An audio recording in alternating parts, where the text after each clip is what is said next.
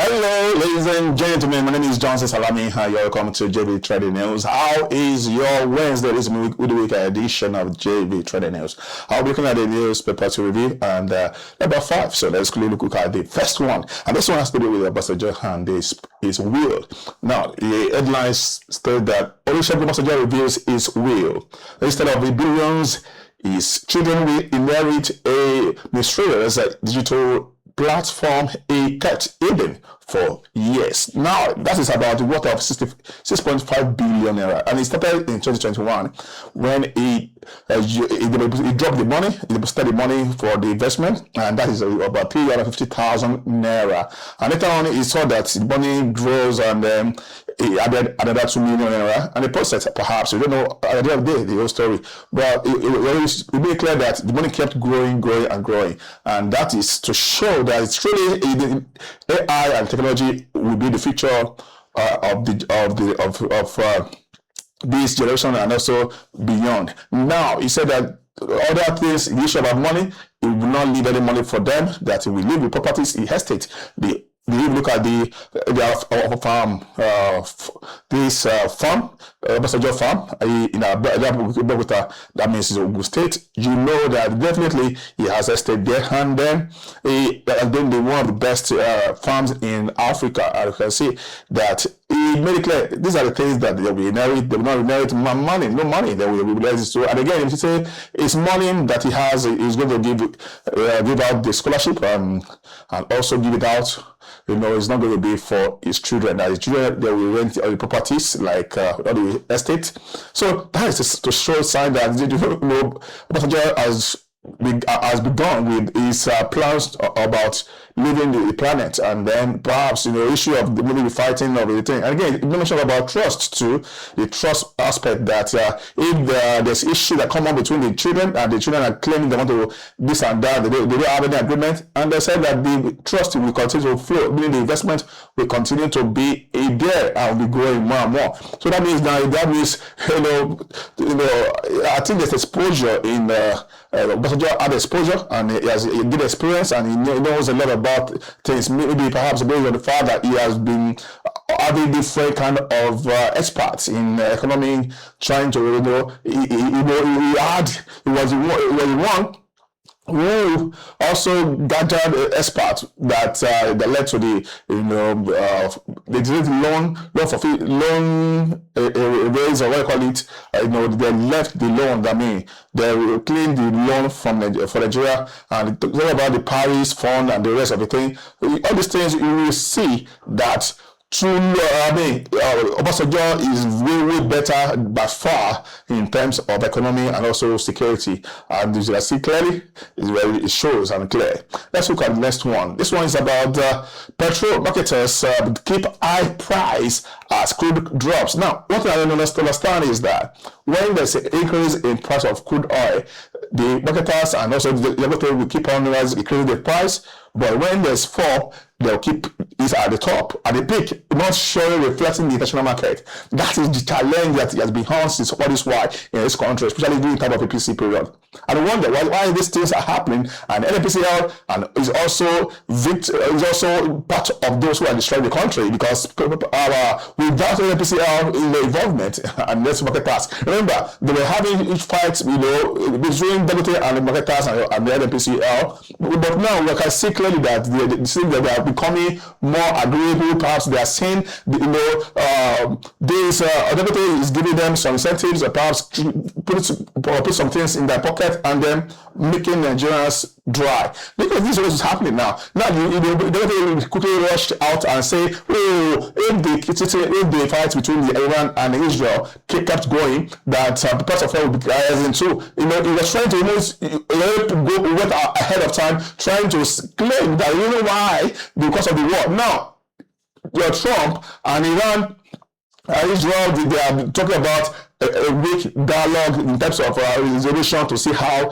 they will die down the war, the fights between the war that has been taking place, that has caused the fight to went up to about 80%, from 739 to now 1,300 plus naira per liter of fuel. Now, I'm talking about diesel to 1,850 naira in some fuel stations. So these are the issues that we are saying that is happening. Now, let's hope that all these dramas they are doing, making the country dry, empty the voice of the poor Nigerians, because everything is bouncing on the Nigerians. And then, to say, no, Dangote refinery is not meant for the poor. He didn't build the refinery for the poor. He just built the refinery for himself and the Kaaba, and to just satisfy his wealth, to keep on making Nigerians.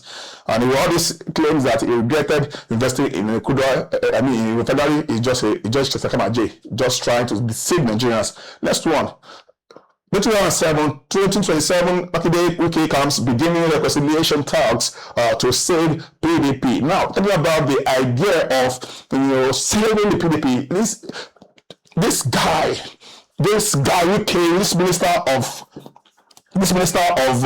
FCT, does not deserve to be in talks in terms of PDP, because he has sold out everything. The party has become skeletal. It's not. PDP is not really functioning anymore again. But talking about Makinde is like running his second term now. Perhaps he may have is it Godfather or Godson? Yes, they have someone to hand over to. Perhaps maybe the issue now. Maybe Makinde will now be working for Tinubu, but we try to not rig Oyo to APC and handed it over to maybe Makinde's son. But all this matter is that the factions of Wike and also faction of Makinde, they are having meeting now, and they are talking about how to resolve the issues. But those issues, this guy is APC man, and there's no business he has in the PDP. If truly we are in democracy, he's not supposed to be in the PDP, but because of corruptions, because of judicial bondage that we are witnesses, because the judiciary does not even have autonomy anymore. They don't have their own independence. Almost all the sectors just get bribed and get corrupted to the point that they don't function as normal as they're designed to be so function. So let's move on to the next one.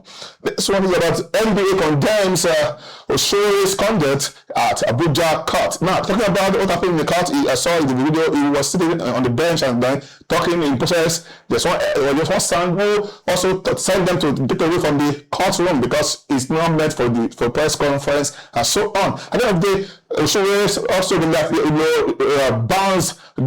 Tried to stand. He stood on his ground and said, "No, he also has son too. That because he has introduced himself as son, and so he tried to feel yes, he knows himself. He can stand on his own, and then nobody can intimidate him. And that's what he showed there in the video. Meanwhile, NBA said that what Shore did there is not really cool. That it should be other leaders in the court. But unfortunately, I wonder why NBA has not talked about banning journalists in the court, in the High Court in Kaduna State, where El-Rufai was arraigned. I don't know why anybody could not say that there's a freedom of expression and freedom of press, so that they just can know the situations in the court. But NBC will put their mouth now. I wonder this NBC here of the thing. I don't know what is the function, what is the purpose there. They are too selective, and I wonder when things are going on, what is that matters as well to be questioned, and then at least there should be intervention in terms of coming out and cast out any kind of form of malpractices in the courts. Why are you banning journalists in the court in Kaduna State Federal High Court? Why? And this NBA, the Nigerian Bar Association, they don't have any voice. But now they are not talking about showing behavior conduct in the courts. Nigeria is a so forward country. I hope we will survive all these evil people who are destroying this country, who are making life so. Unfavorable to people. The last one is Tinubu has performed well. Deserves second time, saying Soludo's daughter. Now, I don't have issue with that. She's doing a job. Her job is to work for our father. Our father is a governor of this Anambra State, and our father is looking for another time. And in the process, she is working. She's not working for Anambra. She's there. She's more of like a coordinator there now for City Boys movement, talking about campaigning for Tinubu APC. Now, there will be kind of demonstration. There will be some payoff to members of ABGA.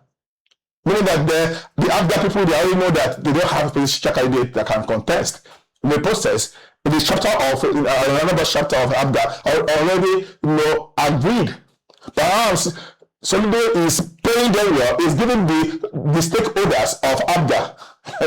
Whereas the Anambra State, those who are living in Anambra State, those who are indigenous Anambra State people, they are not feeling any part. And then I'm sure that they will not vote Tinubu, but Soludo has the power to reach for Tinubu, and that's where the issue comes in. Let there be free and fair election. Then let's forget about whether some of those governor's daughter is supporting, because I know that she has a lot to support. But the supporting should not be taken serious by the people living in Anambra. They should go and vote out everybody. Let them vote anybody else. But I don't know, will the INEC allow that? Will the judiciary conduct accept and give justice for the winners? The question is no. But this I can go today because of time. I will be seeing by God's grace tomorrow another edition. Tomorrow will be Thursday. And remember, always do what you can do now and relax and wait. Tomorrow is there. Don't worry about tomorrow, as the Bible says. Just enjoy the time you have. Time is not on your side. Time is running. You only have limited time. We all have limited time. I have limited time. You have limited time. Anytime you have, you are enjoying. Just enjoy it. And then also remember, don't worry about tomorrow and prepare for tomorrow. One way or the other, we get there someday. See you tomorrow by God's grace.